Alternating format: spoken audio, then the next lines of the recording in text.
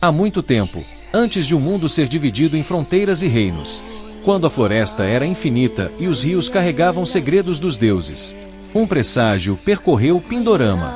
Os animais silenciaram, o vento cessou, e até os rios se curvaram diante do mistério. Chamados pela mesma visão, xamãs de todas as tribos marcharam em direção ao desconhecido, ao coração da selva, onde o tempo se curva e a terra guarda vozes ancestrais.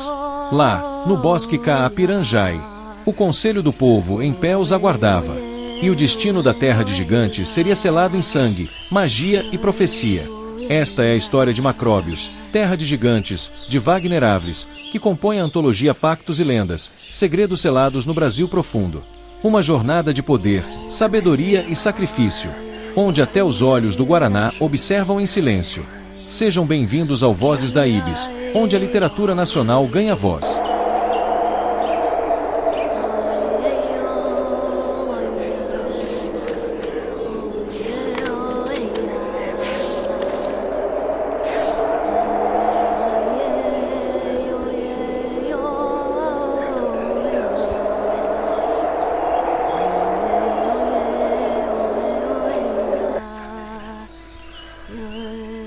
Macróbios, Terra de Gigantes. Wagner Avres. É uma estranha manhã na floresta. Ao longe da paisagem verde, pontículos coloridos tremeluzem como pequenas chamas em efeito miragem sob o sol escaldante, e os pontículos coloridos estão se aproximando. Estranha manhã. A canção harmoniosa e diária da mata fora interrompida desde o crepúsculo. Um sussurro distoante, incômodo aos ouvidos, atravessar as cabeceiras de rios, picadas, os aceiros, as trilhas, de sorte que as tribos humanas todas perceberam a desarmonia. Os pontículos coloridos estão mais próximos. Uma floresta estranha. Os macacos prego, sinônimos de algazarra nos galhos, haviam se calado. O cântico das arapongas, que se ouve a mais de 1 quilômetro, emudeceu. A direção dos ventos que balouçavam as palmeiras mudou, depois, cessou, dando às árvores uma inclinação triste. Os rios estão anormais, suas superfícies piscosas de seres aquáticos não piscam, e a pororoca ondula há dias. Os predadores e as presas selvagens parecem estar acuados em suas tocas, não se veem mais os polinizadores a esvoaçarem de estame a estame, as fileiras de formigas saem corridas dos formigueiros e atipicamente estão paradas. Os pontículos coloridos chegam e param. Tupaiú, Parauara, futuro estado do Pará, 8.000 anos atrás. Os pontículos coloridos mostram ser um enorme agrupamento de xamãs de uma confederação de tribos indígenas da terra de Pindorama, com suas intensas e vibrantes cores dos seus paramentos, amuletos, maracás, trocanos e reco-recos, das suas armas, flautas, penugens, pinturas corporais, máscaras, ervas de defumação e carutanas. Peregrinando a cavalo, canoa e a pé, a Confederação dos Xamãs vem de longas paragens há 3 meses, entre acampamentos, explorações e encontros com outros líderes espirituais. Contudo, os preparativos para reunir os principais sacerdotes da gigante Pindorama durou 3 anos, quando aqueles receberam uma mesma predição de um espantoso acontecimento, sob formas distintas. A predição, dentre outras coisas, indicava o lugar aonde a Confederação deveria chegar. A divisa entre o rio Tapajós e as águas Coniapaiaras, no ponto exato do bosque Kaapiranjai. Lá, os xamãs terão de consultar o conselho do povo em pé, chefes do reino das plantas e que servem à Mãe Terra. O numeroso grupo está sendo liderado por uma sábia anciã de cabeleira branca, mulher indígena próxima dos 66 anos de idade, por nome de Vashuma. Filepa de Sás Paradas, vejam. Não entram no buraco. Saem do buraco e não estão a trabalhar. Aponta Vashuma agachada perto das formigas em linha reta, que nem vêm, nem vão. Parecem fugir da toca com medo. Também estão com medo de seguir adiante. Averigua a jovem humana, filha única de Vashuma, espiando rente ao chão as formigas. É que elas não têm onde ficar, nem aonde ir, explica a mãe, levantando-se. Chamem Essá para espiar a terra. Ela é a melhor, ordena, preocupada. Trazem Essá do fundo do agrupamento, distante cerca de 500 metros de Vashuma. Essá é outra mulher indígena xamã, por volta dos seus 51 anos, de baixa estatura e cega. Ela emborca seu ouvido ao lado do solo em que as formigas estão paradas, auscultando os ruídos subterrâneos, cheira raízes, toca em troncos, cutuca orifícios arenosos que se mostram quentes, lambe grãos de areia escura, sente uma baixa densidade de petricor no ar mesmo sem sinal de chuva, comunica a Yumana e a Vashuma que as entranhas da terra estão tremendo. E Vashuma assevera ao grupo em voz alta: sábias irmãs, sábios irmãos, está acontecendo. Hoje é o dia da predição se cumprir.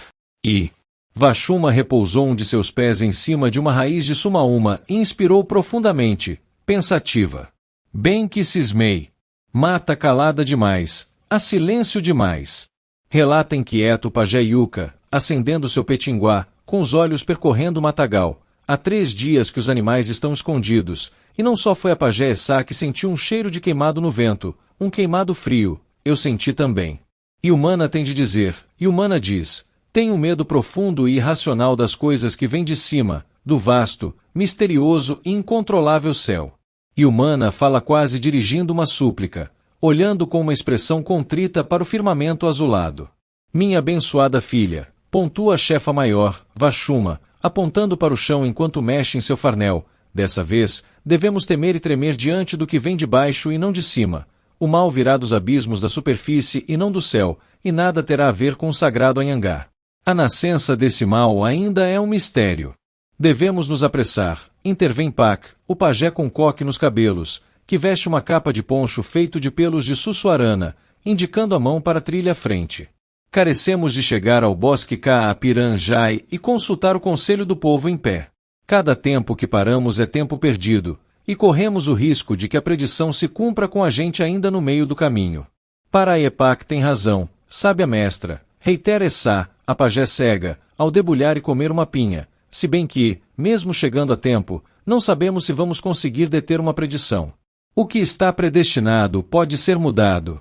A vida e a morte são movimentos perpétuos, Essá. A existência é movência e não fixação, tudo muda e pode mudar antes mesmo de acontecer ou depois de acontecido, o que significa que a incerteza é própria do que se move, enquanto a certeza é parte do que é fixo, instrui Vashuma, tocando e indicando para o alto da Sumaúma. Ela se aproxima daquele pequeno grupo xamânico e continua sua reflexão. Esta árvore um dia já foi uma frágil semente e pode ser que não viva mais do que um mês, caso um raio aparta ou o fogo a consuma, mas pode ser que viva 800 anos, caso nenhuma força oposta lhe atinja. O futuro é uma jornada, não um destino, sábios irmãos, por isso é difícil prevê-lo, porque em movimento sempre ele está. Com respeito e reverência, pajé Vashuma, me permita discordar da senhora, se expressa Yuka, fumando seu petinguá. Em tempos remotos e eternos, antes da fundação do mundo, o engenho dos deuses tudo traçou para o que vai acontecer ao universo. Por isso, toda forma de vida nada mais faz do que surgir de dentro de uma forma pré-existente nas cascas mais profundas da natureza. Homem ou mulher, feitiço ou ciência, seja em qualquer época, não conseguirão criar a vida, somente reproduzi-la a partir do que já foi predisposto. O que decidimos e o que nós deixamos de decidir já estavam traçados.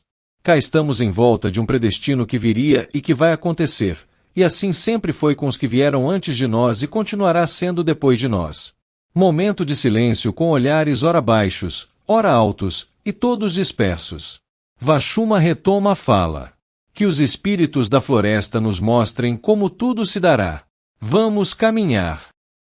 A longa confederação dos xamãs, em fila indiana, sulca com suas pisadas os veios da floresta densa. Sobre esta, há um silêncio pesado, anormal, como o vento frio antes de uma tempestade devastadora. Há um odor estranho no ar, misturado ao de terra úmida e flores murchas, e, atravessando o odor, um unguento metálico como de uma pedra de raio recém-caída, mas sem a presença de chuva, fazia-se impor. Essas sensações, entre pausas, perseguem a confederação por mais 4 horas em sinal de que o subsolo das matas está febril, trêmulo, expectorando sutis vapores quentes de areia preta e úmida, até a chegada ao bosque Kaapiranjai. O bosque Kaapiranjai, a um só tempo, impressiona e intimida os xamãs caminhantes. Sua vegetação é mediana, verde com vermelha, de folhas glabras e pinadas, um campo perfumado, viçoso. De suas plantas abundam brotos vermelhos com bolotas pretas com brancas, que mais lembram a córnea, a esclera, a pupila e a íris do olho humano, carnudos, sedutores. Um povo daquela região, o Sateré Mavé, chama esses brotos de guaraná, um fruto adocicado, estimulante, e é por causa da sua casca vermelha que o bosque é matizado com carmesim em meio ao verde aspargo. Nenhuma das sacerdotisas indígenas, nenhum feiticeiro ousa arrancar o guaraná dos seus cipós para estocá-lo ou comê-lo. Poucos o conhecem, menos ainda o provaram, e a recomendação é a de que todos passem direto sem tocá-lo. Como o fruto lembra olhos humanos abertos, a certa altura da trilha, a confederação dos xamãs começa a sentir-se acuada com a sensação de que está sendo observada por todos os brotos de guaraná. Os pajés que estão no meio para o fim da fila são os primeiros a notar a esquisitice, gritando que viram porque viram os olhos da fruta piscarem e se moverem. Todo este trecho de mata está à espreita, a floresta tem olhos, alega um pajé de muleta. O bosque está vivo e tem olhos que nos vigiam, diz uma pajé com plumagem, rosto pintado e um gavião carijó ao ombro. Apenas ignorem, determina Vashuma impassível com sua carutana a apoiar seus passos. O agrupamento no fundo da fila dos sábios mestres para de andar sob burburinhos. Mais uma vez, a caminhada daquela confederação é interrompida, com Yumana, Essá, Yuka, Pak, deslocando-se da ponta da fileira para seu final, com expressões irritadas. Yumana, a jovem filha de Vashuma, toma a palavra. Irmãos e irmãs, pararam para quê? Vejam o tumulto que criaram. Mestra Vashuma disse que não é para a gente parar. Para surpresa da jovem, atrás dos últimos da fila, uma criança indígena, em um tipo de aura vermelha, com olhos negros de azeviche, simétricos, está em pé, encarando o agrupado. Yumana, este menino saiu das campinas para se juntar à fila, explica, aborrecida, uma das feiticeiras das tribos do Nordeste. Explicamos que ninguém pode vir conosco, a não ser quem for pajé e que tenha recebido a mesma predição, mas o Cafuringa é teimoso. Como se chama? Curumim. E a que povo pertence? Pergunta Yumana. Oi, Cunhamporanga. Sou Coaraci e fui dos Munducurucânios. O gênio do mal, Jurupari, tirou-me a vida por inveja. O excelso Tupã ordenou que meu povo usasse meus belos olhos como semeadura, e deles brotou o guaraná, estas frutas vermelhas da selva que os observam. Tudo que os guaranás veem eu vejo, pois eles são os meus olhos, e os meus olhos são os olhos do bosque Caapiranjai. Então, você, pequeno, é um espírito vagueiro ou está com o grande Monai? Reage com certo ceticismo Yumana. Curumim não pode se juntar a nós. Eu não quero acompanhá-los, Cunhamporanga, e foi o que acabei de explicar à sua mãe lá na outra ponta da fileira. Yumana, Essá, Yuka e Pak olham para a direção da outra ponta da fila, onde está Vashuma olhando para eles também, e Vashuma está ao lado do mesmo Curumim Coaraci. O menino está, ao mesmo tempo, no começo e no fim da fila, dialogando com pessoas distintas em conversas distintas. Eu não quero acompanhá-los, segue Coaraci, quero adverti-los. E, a partir deste tópico da fala, tudo que o menino Coaraci anuncia no fim da fileira, simultaneamente e de igual modo, é enunciado pelo outro Coaraci no começo da fileira, isso porque ambos os Coaracis são o mesmo Coaraci bilocado. Atentem-se, mestres anciãos. Meus olhos guaraná viram e eu lhes dou a saber. Estou quase certo de que o oráculo que os senhores receberam a tribo Carapitã também recebeu. Vashuma, na ponta frontal da fileira, contra-argumenta Coaraci. Respeitável Caruana, todos os que receberam a predição aqui estão reunidos. Ela mesma assim o quis e nos inteirou de que centenas de mulheres e homens da pagelança se encontrassem pelas sendas até chegarem ao bosque Caapiranjai, e cá estamos. O conselho do povo em pé vai nos dar a instrução final do que fazermos com o oráculo. Os dois meninos, um na ponta final e o outro na ponta inicial da fila, rebatem. E quem, porventura, mostrou-lhes a predição? Não nos foi revelado, responde Pajé Pak, o de coque, só com a cabeça de fora do ponche de Sussuarana, com certa pressa de partir, mas cremos que, pela gravidade do acontecimento, foi o grandioso Tupã. Os carapitãs estão no bosque, e ao passarem murmurando por meus guaranais, pude ver e ouvir que acreditam que foi Anhangá quem deu o oráculo a eles.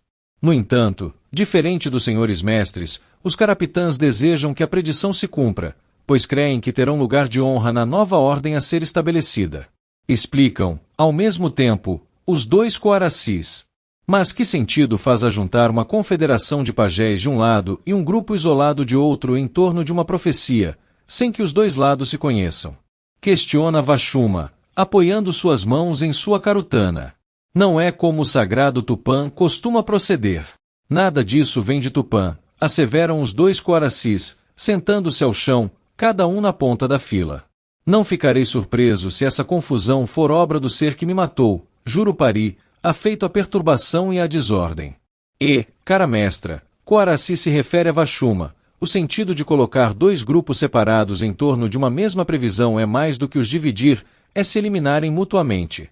Sua confederação, que quer impedir o cumprimento do oráculo, passou a ser vista como inimiga pelos carapitãs, que querem ver o oráculo cumprir-se.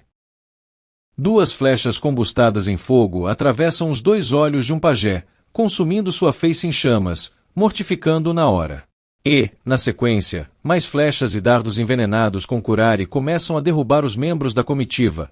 É o ataque surpresa dos carapitãs, surgidos por detrás do vermelho lustro dos guaranais que não os viram, ataque que interrompeu o diálogo com Coaraci, que desapareceu antes mesmo de a poeira da batalha subir e espalhar-se como nuvem de cinzas de um vulcão em erupção. Parte 2. A tribo carapitã impressiona a partir da sua compleição. Homens e mulheres de rijo porte físico lutando juntos, de pele toda pintada em vermelho escarlate com corante urucum, usam cabelos longos retrançados, as mulheres em miçangas, os homens em anéis de metal, rajados em preto e branco. Suas roupas de batalha são de curtume bovino tingidas em marrom canela, apresentando bandagens no peitoral, na cintura até as virilhas, e há botas cujo solado imita o pé de casco do boi, com caneleiras de cano longo em couro grosso, bem como braceletes compridos, em forma de rolo, feitos de couro talhado, e o mais exótico, os carapitãs, que não são adeptos de penugens e sim de couraças e ossaturas, usam tiaras fundidas a dois viripotentes chifres de gado, e na região lombar, no cóccix, usam uma cauda bovina, também vermelha, de modo que, de longe ou de perto, os carapitãs se parecem com selvagens bois tingidos de rubro, sobretudo quando o barulho da sua corrida imita o som troante das pisadas aceleradas do gado em marcha de fuga pelo curral, corrida que estão fazendo neste exato momento, indo em direção aos xamãs. O séquito de guerreiros vermelhos, uma etnia em fase de conquistas e expansão pelos vales do Tapajós, acostumado a subjugar aldeias inteiras, não quis saber de negociações com os mestres anciãos, partindo logo para as ofensivas. Eles, os carapitãs, receberam as mesmas predição e orientação, para encontrar o conselho do povo em pé, que os pajés, entretanto, com duas diferenças. A primeira, no tom, a predição lhes fora apresentada como uma promessa de bênçãos e de privilégios. A segunda, no objetivo, eliminar o grupo adversário, os pajés, que veio impedir a tarefa dos carapitãs, e, eliminando os pajés, garantirão que o oráculo se cumpra.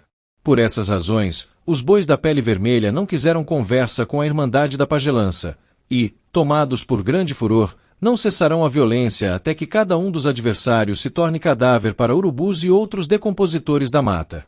Os guerreiros pintados de vermelho também impressionam por sua tática de guerra articulada para vitória rápida e precisa. Seu efetivo surge segmentado em 3 áreas de abordagem, de modo simultâneo, por entre a vegetação de guaraná, camuflando-se na vermelhidão dos frutos, cercando a longa fileira de sacerdotes por trás, pela frente e no centro. A formação do seu exército é impenetrável. Na linha de trás, mais distante da batalha, estão seus magos mediunizados, com suas máscaras intimidadoras em madeira ou em osso, sempre com chifres, com seus cocares de palha ou cipó, com suas mantas marrons em couro animal, conjurando magia. No centro, ficam os arqueiros. Pelos flancos atacam os lançadores e os boleadores, e, na linha de frente, dominam a luta corpo a corpo os caciques armados com bordunas e clavas ósseas perfuro-cortantes. Os bois da pele vermelha são rápidos no assalto, intrépidos no contato corporal como touros em fúria. Suas bordunas e clavas, feitas com ossos serrados de animais, afiados, cortantes, ferem fácil os chefes espirituais do meado da fileira, desconjuntam pele, veias, carne, estralam ossos de grandes feiticeiras curandeiras.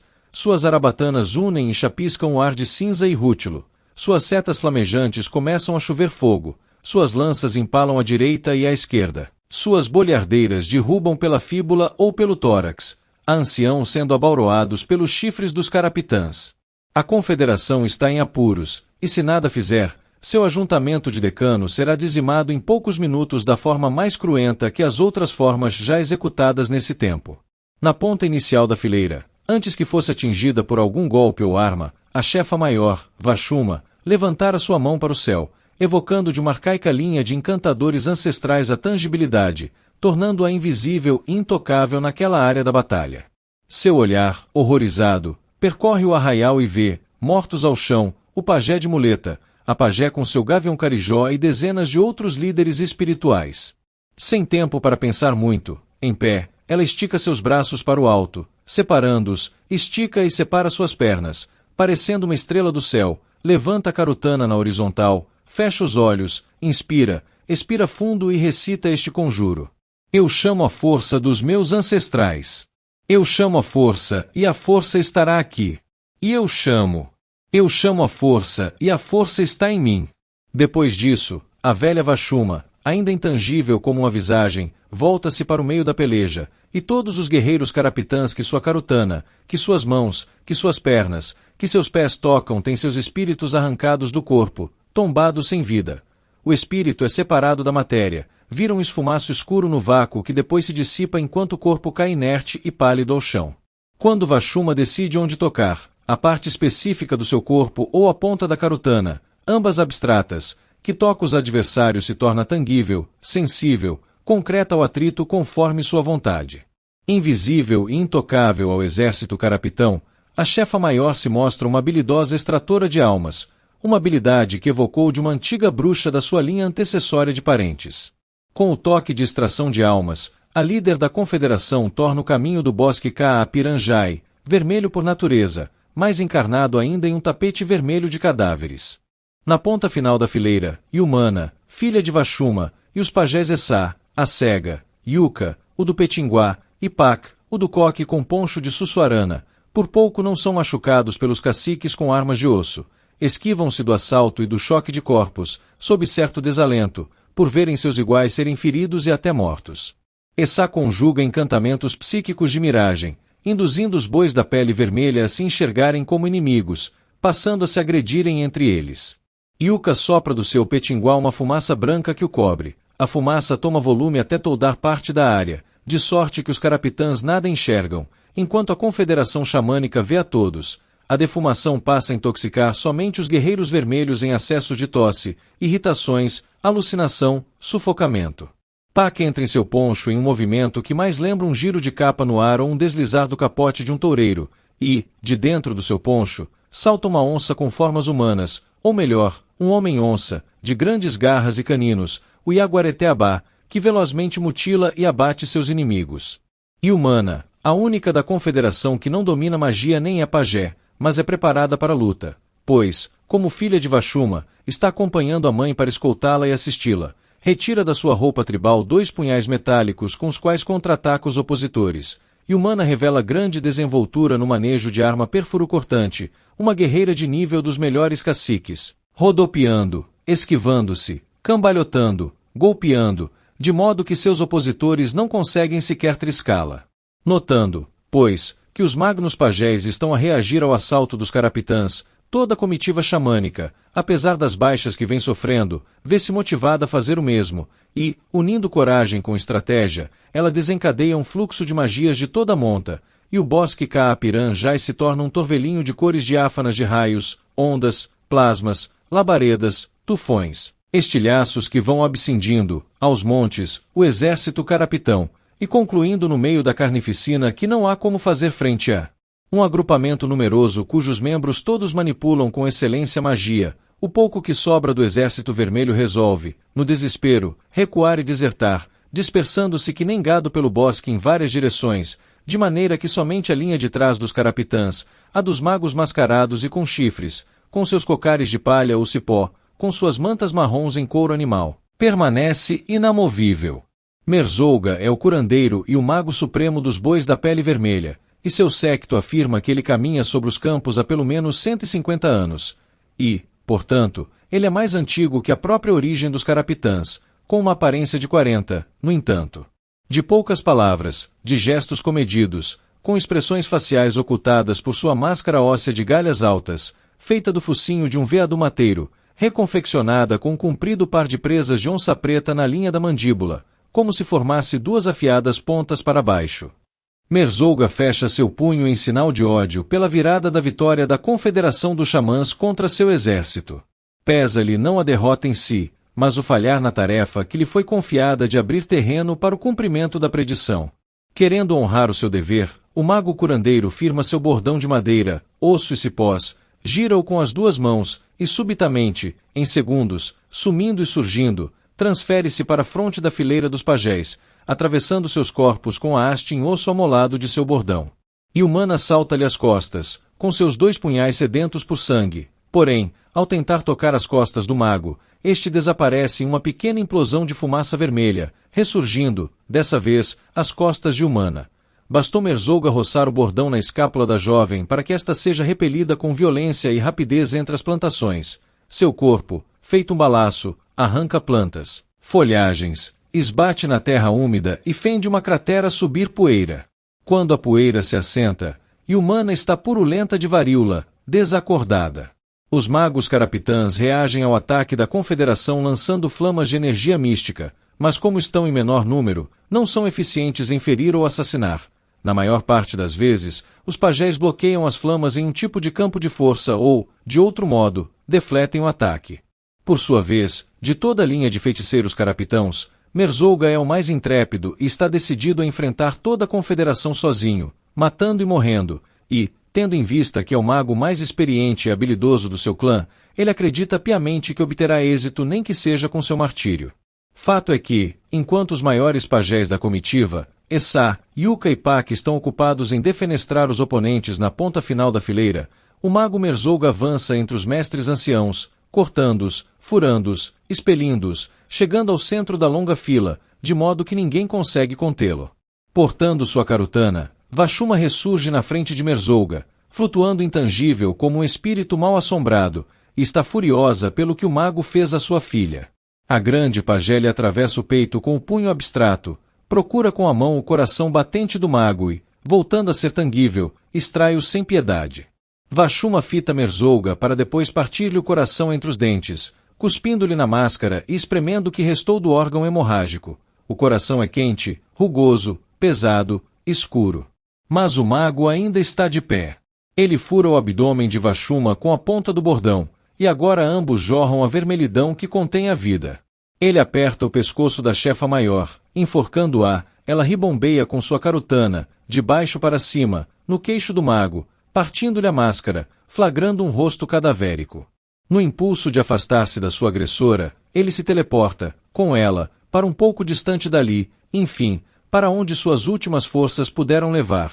Eles caem em uma área de mata mais virente, cujo centro a natureza desenhou um círculo contornado por árvores compridas. Vashuma, apesar de perfurada, a cambalear, possui mais vigor do que o mago agonizante.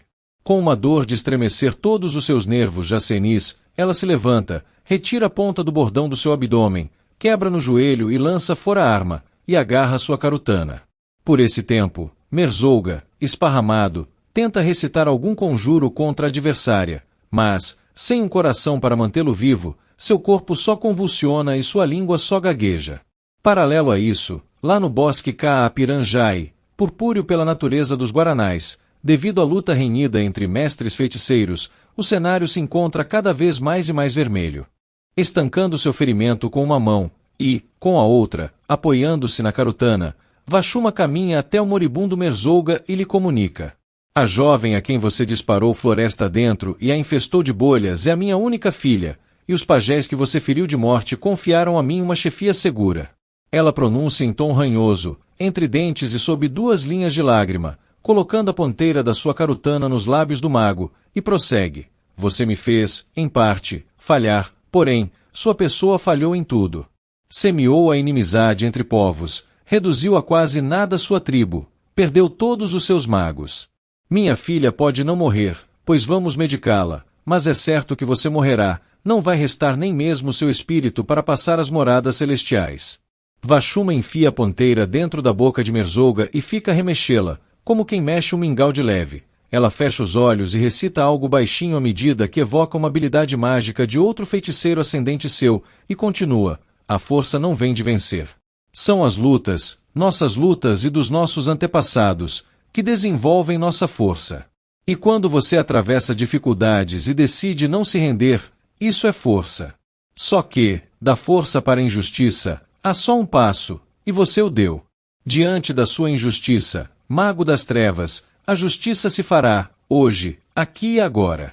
Ao concluir seu aforismo, Vashuma retira seu bastão da boca do bruxo, e imediatamente, a partir dos fungos da microbiota digestiva, começa a entornar, de dentro da boca de Merzouga, um jorro de fungos que vai convertendo todo o seu corpo, de dentro para fora, em uma colônia fungi, brotando, ali e acolá, uma massa de esporocarpos que vai estourando e ressecando toda a anatomia do mago, que agora lembra um grande maracujá decomposto e dissecado, e que logo é liquefeito em um suco acidulante verde. Cinza, absorvido pela areia do terreno. Nada de Merzouga restou, a terra reclamou seu sangue, e ela o bebeu. No bosque Kaapiranjai, a confederação dos xamãs conta suas baixas, seus feridos. Todos os magos carapitãs estão mortos. Há centenas dos bois vermelhos estirados entre cadáveres e lesionados. Da confederação, há 44 óbitos, 66 feridos e 14 em estado crítico, incluindo Ai e Humana, fustigada pela varíola. Essá, Yuka e Pak, ainda tornado Yaguareteabá, o homem-onça, gritam e procuram por Vashuma, e por não a encontrarem, desesperam-se. Uma ruma de pajés se reúne e se divide para tentar curar os feridos em estado grave, enquanto a maior parte da comitiva prossegue a caminhada para encontrar o conselho do povo em pé antes que a predição se cumpra. O Yaguareteabá corre à frente da longa fila, conduzindo-a, ao mesmo tempo em que fareja o ambiente para identificar o cheiro natural de Vashuma. Pajé Vashuma está viva, mas está machucada, está por perto e sinto seu sangue. Grita o homem-onça farejando. Tragam a filha dela, vamos cuidar das duas juntas. Mais à frente, encontram Vashuma em pé, com seu corpo inclinado para frente, com uma mão estancando seu perfuro, com a outra escorada no tronco de uma velha árvore em um dos raios daquele círculo natural composto por árvores compridas, a carutana largada na grama. Ela parece afagar o tronco da planta e cochichar para ele. O Yaguareteabá, o homem-onça, aproxima-se e fala. Vencemos o inimigo boi, mestra, porém, perdemos 44 dos nossos, e sua filha está à porta da morada celeste. Estão trazendo-a para cá. A culpa é toda minha, Pajé Pak. Não diga isso, mestra. Digo sim, a culpa é minha. Culpa de quê, mestra? Eles nos apanharam distraídos, eles detinham armas fatais, tinham tática e uma linha de bruxos poderosos. Tudo isso é por minha causa, Pajé Pak. Como assim, mestra? Nesse momento, o corpo de Humana, ainda com vida, porém agonizante, chega ao local de Vashuma. E Humana vem enrolada em um tecido que serviu outrora como tenda. Ela é carregada por cima, entre diversas mãos da pagelança que a seguram pelas costas e pernas, isolada pelo pano, a fim de sua varíola não ter contato com seus carregadores. Os sacerdotes a depositam aos pés da mãe, que, rápida, abaixa-se para ver a filha padecente. Curandeiras se aproximam de Vashuma com diversas misturas de ervas, de óleos, com tição aceso para cauterização e linhas cerosas feitas do intestino de animais para sutura. Apesar dos cuidados que recebe, Vashuma está inconsolável, aos prantos, a repetir com tristeza que a culpa é toda minha. Parte 3. Para Epak, por que a mestra repete que é culpada? Estranha a sacerdotisa cega, Essá, devolvendo o poncho a seu dono. Não sei responder, irmã Essá, ela não me disse nada, responde o homem-onça. Talvez seja a dor de ver a filha nesse estado e por lamentar o que aconteceu a nossos irmãos, exprime Yuka olhando triste para as costas de Vashuma, ajoelhada diante da filha. Nenhuma coisa, nem outra, sagrados Caraíbas. Uma voz potente, vibratória, ecoante quebra o tom soturno daquela conversação, que arremata. Está se culpando porque a predição só está por cumprir-se devido a um pacto que ela descumpriu no passado. Quem é que está se atrevendo a dizer tamanha ofensa contra a mestra Vashuma? Fala Yuka, tonante. Para Yuka, interfere Essá, tocando-lhe o ombro em sinal de advertência. Melhor não rebater, pois senti que a voz e a respiração vêm de dentro destas árvores que estão em círculo. São as árvores que estão falando, para a Iuca. Sim, somos o conselho do povo em pé, rebate a voz vibratória e misteriosa. Fostes vós que viestes até nós e não nós que fomos até vós, portanto, pedimos-vos modos para falardes e para ouvirdes. Todo o agrupamento se dobra em reverência às árvores falantes do círculo. Me perdoe, venerável povo em pé, entoa Iuca sem jeito, olhando baixo, não sabia que eram os senhores a falar. A mim, é um orgulho poder estar diante dos chefes do reino das plantas e servos da Mãe Terra. Venerável povo, viemos buscar conselho para o que fazer com o oráculo que, segundo Pajé Vashuma, vai se consumar hoje, entona Essá, com o olhar tenso e ainda de joelhos. Podemos sentir que a terra está doente, as entranhas da Pindorama tremem, está febril, expectorante como a tosse. Sabemos que a qualquer momento nos sobrevirá um grande terremoto, pois a fauna está cativa, a flora murcha, o cheiro da paisagem é pura terra, quentura e rocha. E se os servos da Mãe Terra se dignarem de nos explicar o que tem irmã Vashuma com a predição, como os senhores mencionaram, ficaríamos honrados. A maior das árvores daquele círculo toma seu turno. Foi como dissemos, respeitável Caraíba, vossa líder não cumpriu com a parte dela em um antigo pacto, agora sua contraparte veio cobrá-la, por isso foi revelado um oráculo que a induziu a vir convosco para que, sem que ela soubesse, finalmente cumprisse com o que prometeu. O homem-onça toma a vez. Venerável povo em pé, se esse assunto da mestra é um segredo, de jeito que nenhum de nós o sabemos, como os senhores o sabem. Antes que vós aqui chegasseis, vossa mestra já havia nos confessado o segredo. Ela abraçou uma de nós pelo caule, conectando-se com todo o conselho, desabafando, e com isso nos fez sabedores da sua história de vida. Foi por isso que, quando cheguei, Vashuma estava cochichando com esta árvore. Pensa alto o homem-onça. Então, mestra Vashuma, o que a senhora tem a dizer? O Yaguareté-Abá olha para a anciã desapontado. Vashuma, sentada sobre os joelhos e de costas para o agrupamento, está em silêncio a prantear sua filha encaroçada. Mesmo entumecida de ervas e óleo em seu ferimento, mesmo sob efeito mágico de uma anestesia e levando sutura das curandeiras benzedeiras, a chefa maior se limita a emitir gemidos roucos. Em meio a tudo isso, a grande pajé mostra uma linguagem corporal esquiva. Parece querer sumir para dentro de si ou transmigrar-se dali, fugir para nunca mais ser vista, desligar-se da confederação sem dar explicações. Sua vontade é de gritar, de correr, de sumir. Mestra Vashuma, inquere Iuca. Creio que ela não esteja em condições físicas para responder a ninguém no momento. Argui uma curandeira. Silêncio profundo. O povo em pé o rompe. A solução para o que foi predito já era conhecida, desde o princípio, pela vossa chefa, ela que quis escondê-la de si mesma e de vós. Nós, do conselho, nada podemos fazer, senão mostrar o lugar ritual para que restitua o pacto. Ela precisa honrar o que prometera no pacto que violara. E qual era o pacto, venerável conselho? Com quem a mestra selou um concerto? O que ela violou e como poderá restituí-lo? Questiona Essá, apreensiva. Ela pactuou com Lifos, o deus patriarca dos gigantes de pedra.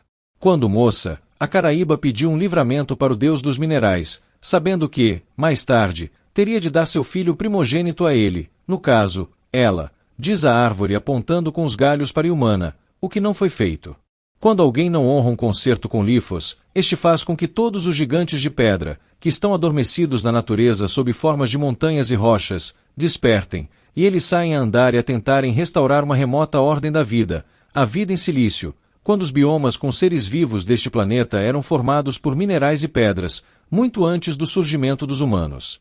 Por isso que a predição nos revelou que os gigantes de pedra dessa terra vão despertar e tudo isso aqui vai se petrificar, coloca Iuca com certa assídia, que a gente deveria procurar os senhores para ver uma forma de os gigantes não caminharem, que o povo em pé pode convencer os petrificados a não intentarem contra as almas viventes. Pelo que entendemos, a predição fora apenas um pretexto para fazer vossa líder quitar a dívida dela. Não temos como convencer Lifos a nada. A solução é a Caraíba adentrar ao lugar ritual para que restitua o pacto. E onde fica o lugar ritual? Interroga o Yaguareté-Abá, com olhos preocupados. Ao norte deste círculo, atrás de nós. Por toda a floresta da Pindorama, por entre as matas e os rios, há uma rede de portais, túneis, condutos, canais ocultos a vós, encarnados, que se interligam em pontos, servindo de atalho para longas regiões e até deste plano visível para planos místicos. O caminho que leva ao templo de Lifos passa por um desses túneis mágicos, e o templo é a própria cabeça de Lifos em que seus portões é a boca aberta do Deus, cujo corpo está soterrado pelas crostas da terra desde seu último descanso. Mas a mestra Vashuma vai mesmo sacrificar a própria filha, e humana, no templo de Lifos. Todos nós já estamos sofrendo com esse dilema. Imagine a mãe. Exprime Essa. E para piorar nos envolveu em uma decisão sua, do seu passado, sem que a gente soubesse, sem nossa concessão consciente, e agora amargamos 124 irmãos prejudicados, fora os carapitãs mortos, tudo em vão, pois os gigantes de pedra vão despertar e extinguir a vida como a conhecemos. Desabafa o homem-onça, vestindo seu poncho ao passo que retorna a ser o homem de coque. A mestra maior se ergue, apanha sua carutana, toca seu curativo e agradece com uma inclinação às curandeiras, ajeita seu farnel, olha para o conselho do povo em pé e para a confederação dos xamãs. Diante daquela tensa cena, somente os zéfiros se expressam com sibilos frios, sopros graves e um menear de cabelos, e todos os olhos, todas as atenções estão sobre Vashuma, que se manifesta. Sábias irmãs, sábios irmãos, sou tão vítima quanto os senhores, pois não imaginava que o chamado da predição convocaria 600 xamãs para lidar com uma questão minha que eu julgava estar esquecida. Agora entendi de quem veio a predição, nem de Tupã, nem de Anhangá, nem de Jurupari, mas de Lifos, o deus de pedra e senhor dos minerais, ele, que descansa em seu sono pétreo, quase eterno, na esperança de um dia acordar e tornar toda a vida deste planeta em silício.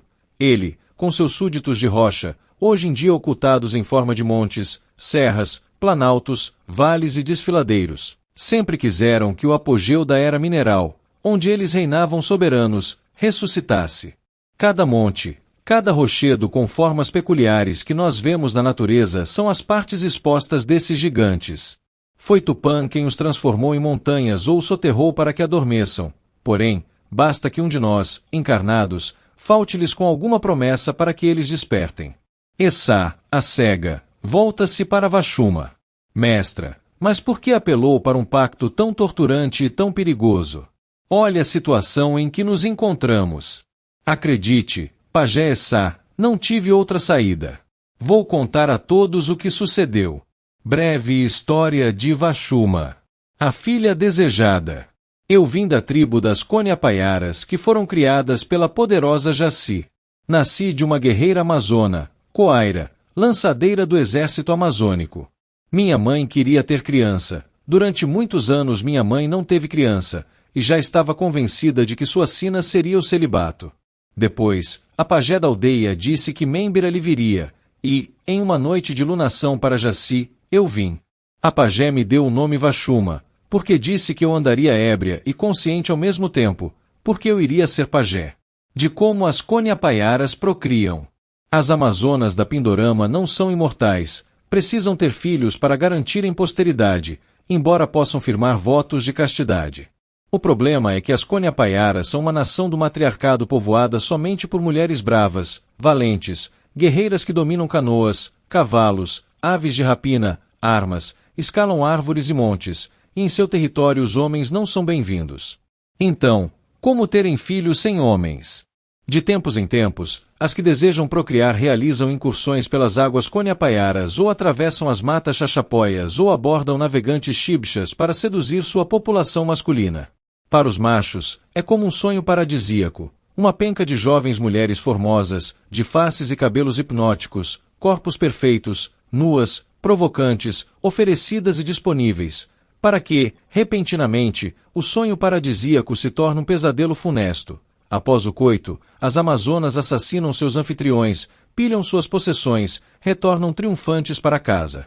9 meses depois, algumas celebram o nascer de uma filha, enquanto outras lamentam o de um filho, pois os meninos ou são trocados por armas em tribos que desejam possuir guerreiros nascidos das Amazonas, ou são lançados em precipícios para que o deus patriarca, Lifos, transforme-os em pedra. Eu, Vashuma, filha de Coaira, sou fruto de uma dessas incursões das Amazonas feitas 66 anos atrás. A menina amazona, a menina magista. Coaira me amava com todas as forças. Acredito que eu tinha um significado especial para ela, já que seu desejo por mim não veio apenas de cumprir a lei procriativa da tribo ou, ainda, pela simples carência de se ter uma herdeira. Suas muitas incursões frustradas revelaram uma insistência incomum que velava um sentimento puro pela maternidade genuína, e a maternidade é a plena experiência do amor, pois que o amor é o melhoramento, cuidar do outro para que ele se torne melhor, e, enquanto isso acontece, quem cuida também se torna melhor. Em vista desse sentido, é que fui amada até mesmo por grande parte da aldeia. Davam-me carinho, mimos, atenção, zelo. Havia um pequeno grupo que me tinha por maior apreço ainda, pois repetia que eu era uma futura pajé. Pelos 10 anos, minha mãe me iniciou na montaria, no arco e flecha, e, aos 11, passei a ler os astros, as plantas. Aos 12, entrei para a luta e para o manejo da lança. Pelos 14 anos, entrei na escola iniciática da pagelança, mesmo sem manifestar nenhum dom sobrenatural ou até mesmo não estar certa se eu seria pajé um dia, até que cheguei à puberdade para que tudo mudasse. Dilema na adolescência. Minha mãe se preocupou quando viu que eu, com 14 anos, não havia menstruado, e o mais grave, que meus traços de menina estavam mudando para traços de menino. Minha voz foi ficando mais grave, o osso voador ficou mais saliente, a pele foi enrijecendo em vez de ficar sedosa, não desenvolvi seios, a ossatura do meu rosto alargou. Meses depois, senti uma protuberância em meu genital. Coaira viu que era um pequeno falo desenvolvido, externo ao clitóris. Em um ano eu seria visivelmente um homem, e com isso minha existência na tribo estava ameaçada. Coaira sofreu o dilema de proceder ou não à remoção do falo. Jaci há de tirá-lo, foi o que decidiu, confiando tudo ao tempo e à providência da deusa. Em meus dias de recolha, pensei muitas vezes em eu mesma retirá-lo. O medo do ferimento, a obediência à mãe e a fé me detinham. Tornei a sair da oca para me juntar à comunidade, vestida como menina, agindo e sentindo como menina, pois, para mim, sempre fui uma fêmea amazona. Livramento por Lifos e o pacto com ele. Do pequeno grupo que me idolatrava, alguém notou minhas diferenças e fez correr a notícia entre os seus. Em 3 dias, as Coniapaiaras estavam divididas quanto à opinião sobre mim, a maioria querendo minha execução, até que a soberana decidiu me capturar. Minha mãe fugiu comigo para as colinas de Itaibiama e me escondeu em uma gruta. As soldadas vieram ao nosso encalço. Coaira explicou o meu caso, mas foi ignorada e detida. Lifos já tornou minha filha em pedra. Ela não está mais aqui. Era o que mamãe alegava aos prantos ao ser tomada em uma rede enquanto as amazonas invadiam a gruta. Corri para o fundo, e ao chegar ao paredão sem saída, me agachei, rogando uma prece a Jaci e a Lifos para que a tragédia não ferisse minha família, nem que as pedras prevalecessem sobre a minha vida. Nervosa para quem primeiro podia me atender, a Jaci, prometi celibato. A Lifos, ofereci meu futuro primogênito. As soldadas vasculharam o lugar, fizeram vigília e amanheceram na gruta, mas não me encontraram, retornando à aldeia e me considerando fugitiva. Só que eu estive o tempo todo no mesmo lugar, parada, sentada no fundo da gruta sem ser vista. Não foi que Jaci me deixou invisível, foi que Lifos me transformou em rocha, me camuflando. Passado o perigo, voltei a ser Vashuma e a ouvir a voz de Lifos tomando a caverna. Poupei vossa vida hoje, quando hoje ela era para ser minha. Tomai vosso primogênito e dai-me como prometestes assim que nascer. Se não me derdes, Tupã dar-me-á o direito de levantar-me do leito da terra com os meus, e por causa de vossa vida tomarei todas as vidas. Fuga e vida entre os Tapajós. Saí sem destino por meses entre chuva, frio, sol, muitas vezes desejando morrer a estar só e separada de minha mãe. Sobrevivi com meus tatos amazônicos. Quando tive coragem de atravessar o rio Tapajós, fui achada por um grupo de pescadores tapajônicos que me acolheu. Contei sobre meu caso, e houve quem dissesse que eu era mau agouro. O pajé e o cacique disseram que eu era uma bênção. Os tapajós aprenderam a me ver como uma mulher, pois que era assim que desejava ser tratada, e eu participava dos treinamentos e caçadas como mulher, como uma amazona que eles sabiam que eu era. Atendendo a meu pedido, o cacique encontrou um jeito de fazer contato com Coaira, minha mãe, através do grupo de Coniapaiaras que nunca concordou com minha deserção. Às escondidas, mamãe me reencontrou adulta, dessa vez com choros de alegria. Em uma das incursões procriativas, Minha mãe fugiu e veio morar comigo entre os Tapajós. Deram a falsa notícia de que ela morreu. Tornei a pagelança, como aprendiz, e foi aí que meus dons desabrocharam. O campo morfogenético, Avatim e o nascimento de Humana. Creio que a poderosa Jaci me fez menstruar, então fiz a minha alunação com preceitos da minha antiga tribo e acompanhada da pajé tapajônica. Ela disse que viu os espíritos de alguns parentes meus em derredor, explicou que minha bisavó, que foi uma das grandes feiticeiras coniapaiaras que animavam pedras, lhe confirmar que eu seria pajé, uma pajé que faria diferente de outros. Em vez de invocar espíritos ancestrais, eu invocaria as altas habilidades desses espíritos. A essência da Terra, que é um campo energético que interliga e cria toda a vida, o Avatim, me daria essa capacidade, bastando respirar, concentrar, mentalizar que habilidade quero e dizer, eu chamo a força dos meus ancestrais. Eu chamo a força, e a força estará aqui. E eu chamo a força, e a força está em mim. Fui sagrada pajé, em tudo distinta, pajé tapajônica, sendo coniapaiara, pajé e guerreira amazona, pajé fêmea com características do macho, sacerdotisa do Avatim e não de um deus específico. Minha mãe Coaira vibrava de orgulho de mim, e querendo garantir as minhas glórias em vida, me deu este conselho. Filha minha, cuida que Lifos não roube sua felicidade. Faça votos de celibato, porém, se tiver filho, não entregue, ame-o como mãe e deixe que Tupã se resolva com o gigante de pedra. Mas me apaixonei e casei com o filho do cacique que me acolheu. Para nossa alegria e minha preocupação, dei a luz humana, que nunca ofereci a Lifos. Os anos passaram e nada de mal nos aconteceu. Minha mãe partiu vendo todas as minhas alegrias e a alegria de ver Humana crescer e se tornar uma valente amazona dos Tapajós. Agora chegou o tempo de Lifos reclamar minha paga. Entregou para nós a predição que iria nos reunir no Conselho do Povo em pé, mas a entregou também a um grupo, dizendo que éramos inimigos, e o que temos? Mortos, feridos e minha Humana à beira da morte. Que sede é essa por sangue? Do que serve a ele entregar minha filha morta? O silêncio estupefato dos ali presentes toma espaço com o vento. Lamentamos profundamente essa vossa provação, mestra Caraíba, fala uma das árvores. O que podemos fazer é curar vossa filha fazendo dela uma compostagem dentro das areias e entre nossas raízes, para absorver e isolar a enfermidade. Só o faremos sob a condição de a senhora entregar vossa filha ao gigante. Sem isso, pedimos que todos vós vos retireis de nossa presença. Como minha é a culpa, e para não ver a vida que os deuses criaram fenecer, eu entrego Humana, venerável conselho, plantei a Vashuma. Nesse meio tempo, um terremoto de grande escala faz os vales racharem, o chão fender, as plantas gaseificarem e os rios ressacarem. Parece que o bosque Caapirã já vai desabar e desaparecer. Parte 4. Correi, Caraíba. Ide e entrai logo naqueles arbustos onde se oculta uma passagem mágica. O templo de Lifos estará lá, e rezai para que o deus dos minerais não tenha se levantado. Tentaremos terminar o tratamento com vossa filha aqui e a conduziremos até vós. Propala a árvore do conselho para Vashuma.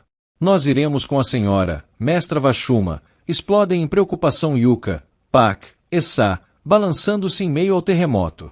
A gente a acompanha até a entrada do templo, assegura Yuka. Por Jaci, fiquem. Não quero ser responsável por mais uma tragédia. Faremos sua guarda, sabe a mestra, concorde ou não, responde Essá.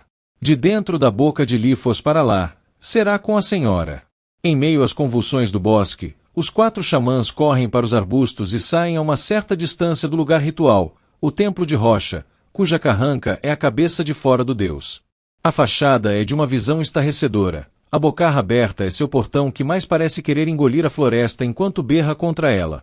Há um grande lance de degraus que leva ao interior da bocarra, e pelas laterais da cabeça descaem os brincos argolões de Lifos, todos petrificados, juntos com raízes e escoras gigantescas da vegetação local. Yuka, Pak, Essá conduzem Vashuma, com cautela, até a boca do gigante ainda adormecido. Fiquem aqui, irmãos. Pede Vashuma, segurando sua carutana, com a voz embargada. Intercedam a poderosa Jaci para que ela, de alguma maneira, mude a minha sorte, a da minha filha e a de toda a natureza. Caso ela nada faça, não temam, cumprirei com minha promessa. Que ela seja com você, mestra, Yuka mostra a palma da mão em sinal de bênção, e os outros pajés o repetem. Vashuma entra na bocarra e é engolida pela escuridão. Uma voz ecoante e grave ressoa por todos os lugares. É Lifos a fazer contato. Mulher, vede quão engraçada é a vida. Um dia desses éreis uma menina assustada, encolhida dentro de uma caverna, temendo ser morta pelas que vos criaram. Agora que sois velha, vejo a mesma menina assustada, encolhida dentro de mim, temendo pela morte de quem criastes. Naquele tempo, rogastes a Jaci por um livramento, e o que ela fez por vós? Quem se importou convosco fui eu, e se não fosse por mim, vossos dias teriam se abreviado e cessado lá mesmo naquela gruta.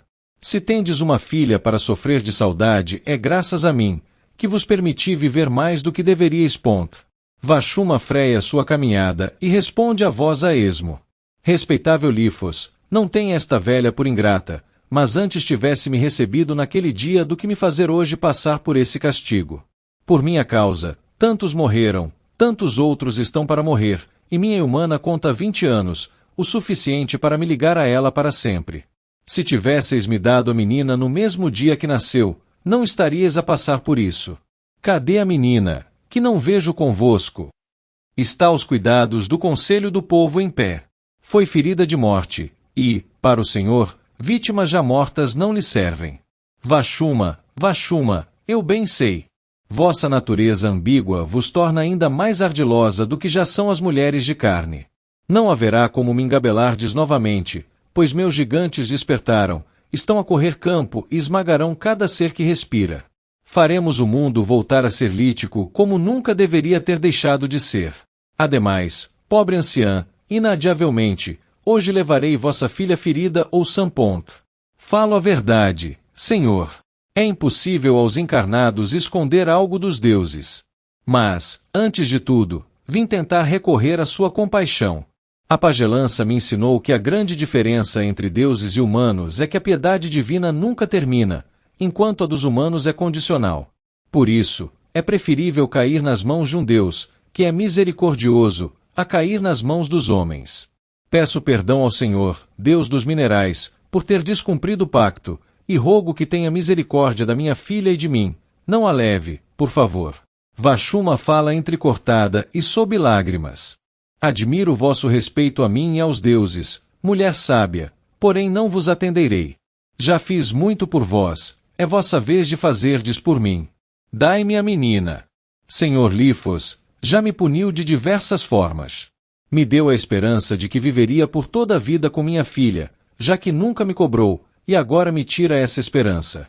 Enviou uma predição para nós, xamãs, e outra para uma tribo, na qual éramos os inimigos, nos fazendo guerrear e nos matar. Por fim, fez despertar seus gigantes de pedra, de modo que levar minha filha não vai mais contê-los. Não está saciado em seu senso de justiça? Tentais levar-me em vossa conversa, Vashuma, mas não lograreis êxito. Estivestes o tempo todo em dívida comigo, portanto, não precisei cobrar-vos.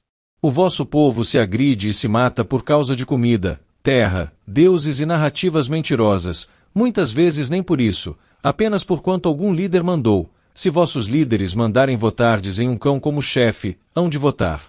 E nós, gigantes de pedra, despertaríamos cedo ou tarde, com a vossa falta ou com a de outrem. Agora, dai-me a menina já. Lifos, entenda que faltei com o pacto por amor à minha humana, e não por mera trapaça. Cessai, Vashuma. E dizendo isso, Lifos faz tremer a área e seu templo, derrubando Vashuma entre as pedras, sacudindo-a e lançando-a para um penhasco interior. Ela se agarra entre duas rochas, usando a carutana como apoio horizontal, e depois disso se torna intangível. Nos primeiros sinais de tremor, Yuka, Pak e Essa já haviam descido o lance de escadas fora do templo. Lifos finalmente se levanta do centro da terra, arrasando tudo ao seu redor, engolindo a floresta em um redemoinho de devastação escatológica.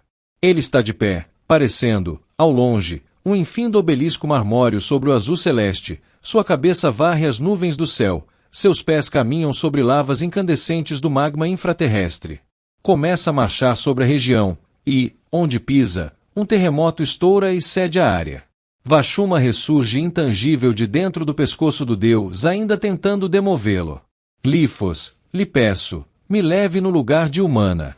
Eu já vivi muito sobre os campos, minha menina tem muito que viver. Seu ressentimento é comigo, então, vá, me tire a vida e me transforme em um seixo, como quiser. Se eu quisesse matar-vos, teria feito naquele ano, na gruta. E eu posso, inclusive, fazer isso agora mesmo, além de fazê-lo à vossa filha. Nada pode impedir-me, senão minha vontade. Mas trato é trato. Quero somente o que me deveis. Lifos prossegue sua marcha até o portal encantado de ramagens que leva ao bosque Caapiranjai, onde está o conselho do povo em pé. Vashuma nota que o objetivo do colosso é chegar ao conselho, destruí-lo e fazer humana perecer com as árvores. A mestra maior reúne todas as suas forças para conjurar magia, a fim de derrubar o gigante. Ela respira fundo, concentra-se, conectando-se ao Avatim, pensa em sua bisavó feiticeira amazona que manipulava pedras, e toma-lhe emprestada a habilidade da geocinese. Eu chamo a força dos meus ancestrais. Eu chamo a força, e a força estará aqui. E eu chamo a força, e a força está em mim. No ar intangível, Vashuma, com fisionomia de esforço, direciona seus antebraços com a carutana na direção dos pés do deus, que começam a rachar. Lifos busca agarrar a pajé e esmagá-la com sua mão Zorra. Não consegue devido à intangibilidade da anciã. Vashuma, centrada nos pés de Lifos, movimenta a carutana em várias direções, intensificando as rachaduras. A chefa da Confederação dos Xamãs apresenta sinais de desgaste. Não sejais patética, mulher. Vossa sabedoria xamânica ignora que um encarnado não pode parar um deus? A sabedoria dos ancestrais ensina que tudo cai ou sobe em seu devido tempo. Uma sequência de explosões dilacera o gigante, dos joelhos às tíbias, forçando o corpo colossal de Lifos a tombar, craterizando os campos e tingindo o céu do cinza poeirento. Vashuma repousa no solo, voltando a ficar tangível, mas também cai, sem forças. Mais atrás, vem ao seu auxílio Essa, Yuka e Pak. E para surpresa dos quatro, as pernas de Lifos se regeneram, deixando de pé novamente, retomando sua marcha. Não tenho mais vigor, irmãos, desabafa Vashuma, triste, e não tenho mais o que fazer. Ele tomará humana quando passar para o bosque. Vashuma chora. Então é porque era para ser assim, mestra. Réplica em tom consolador Yuka. Quando a primeira perna do gigante entra pelo portal de ramagens para o bosque Caapiranjai, e o conselho do povo em pé visualiza a presença invasora do deus de pedra, Lifos vira uma avalanche de rochas partidas e pulverizadas, forrando o acampado de pedras que logo dissolveram-se, juntando-se à cortina de poeira que tampa os raios de sol. Lifos desaparecera em segundos das vistas dos xamãs e do conselho. Virou pó. O quarteto xamânico olha sem entender o que de fato aconteceu. Nas alturas do céu, eles veem uma figura feminina luminosa, como a lua cheia, planar muito acima dos arbustos do portal de ramagens. É Jaci, a deusa da lua, filha de Tupã. Ela está gesticulando ao vento, seu corpo parece bailar a um som inaudível, e ela está direcionando seus gestos para o bosque Caapiranjai e para a zona de mata arrasada, onde estão os quatro xamãs maravilhados com a visão. Nunca nenhum deles vira a deusa, tampouco aquela distância. Subitamente, Jaci, tão longe e tão perto, vira sua face na direção dos quatro e diz: Filha minha e amada Amazona, eu nunca desprezei vossos rogos. Isto aqui é minha resposta ao que me pedistes lá na gruta, sem que preciseis dar-me vossa castidade, como queríeis prometer-me. Pedistes que a tragédia não ferisse vossa família, nem que as pedras prevalecessem sobre a vossa vida, e não prevaleceram. Lifos fora tirano convosco, porém, eu vos fiz justiça, não só a vós, mas também a toda a natureza. Tudo cai ou sobe em seu devido tempo. Ao cabo desse dito, Jaci reluz e desaparece. A floresta ao redor se mostra restituída em suas belezas, cores e formas naturais, bem como o bosque Caapiranjai e o conselho do povo em pé. O ferimento de Vashuma desaparecera sem ficar nem a cicatriz. Os quatro xamãs caminham atordoados observando a tudo, passam o portal, e ao chegarem até o conselho notam que nenhum traço de destruição há. As matas voltaram a ter som e dinamismo, pois os gigantes de pedra voltaram a seu devido lugar, adormeceram e tornaram a ser montanhas, serras, rochedos. O mago Merzouga, dos Carapitãs, que pereceu sob a carutana de Vashuma, está ressurreto no meio dos confederados. Alguns pajés vêm correndo dar notícia de que seus mortos e feridos caminham sãos pelo bosque, incluindo, aí, os que haviam morrido entre os carapitãs. E Humana reaparece dentre as árvores do conselho, sarada e bela, para abraçar sua mãe como nunca a abraçou. Mãe e filha, em um abraço que une todos os bens da terra e do céu, emocionam a todos os presentes e os induzem a ter claro que a natureza deu ao homem a necessidade de amar e ser amado, e que por isso mesmo o amor, especialmente o de mãe, é superior às leis da natureza. V. A ordem natural da vida e dos minerais, enfim, volta ao normal. Os carapitãs, em paz com os xamãs, tomam seu rumo. Merzouga se limita a fazer uma breve inclinação para Vashuma em sinal de respeito, apesar de ressentido, e segue conduzindo seu séquito. O menino Caruana, Coaraci, reaparece e autoriza que a Confederação dos Xamãs Macere consuma e estoque guaranais para o regresso às suas terras. O Conselho do Povo em pé recebe presentes, orações e agradecimentos da Confederação, e Vashuma, junto com Humana, beija cada árvore-membro pelo que fizeram por sua filha. Reunidos em grupos étnicos e por região próxima, os pajés são conduzidos pelo Conselho pelas passagens mágicas ocultas nas matas, regressando a seus territórios em questão de minutos. Eles adentram a mata, caminham e atravessam arbustos, e quando dão por vista já estão em suas terras.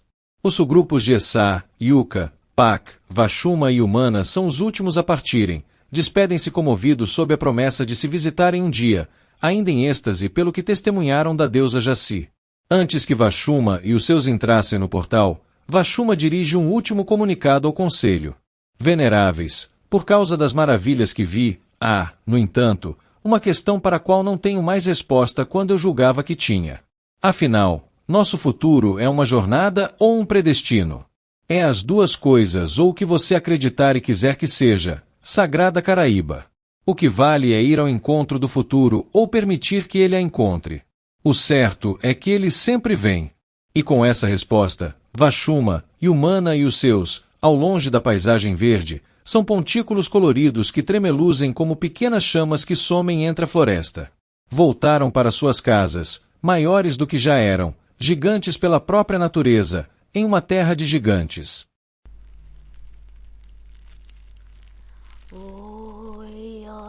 Obrigado por assistir ao nosso canal. Vozes da Ibis, contos e mistérios te aguarda para a próxima história. E não se esqueça, o link para adquirir os livros da Ibis está na descrição do nosso canal. Até breve.